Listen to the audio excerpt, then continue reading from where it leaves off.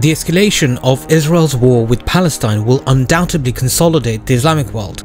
Conservatives in the West are again talking about defending the Judeo-Christian civilization in the face of Muslims. However, a society of deep atheism, materialism, and legalization of all kinds of perversions, which has long since abandoned traditional theology and values and orientations, can't be considered either Christian or Jewish. If the West, as it is now, supports Israel, it is seriously guilty of something. After all, the devil's civilization is on your side. Then you have done something wrong. There is no such thing as a Judeo-Christian world.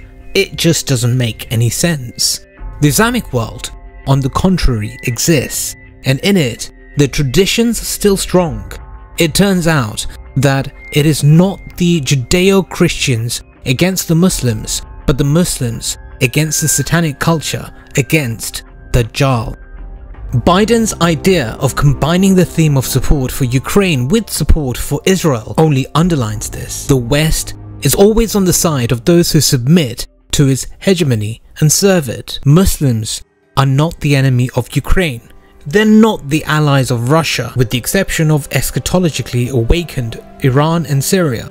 But now there will be. Russia is the pole of a multipolar world. Islam is the pole of a multipolar world too. Both poles oppose the West's desperate attempts to save unipolarism and its global dominance at any cost, even at the cost of a world war. The Palestinian conflict with Israel was not the front line of a conflict of civilization.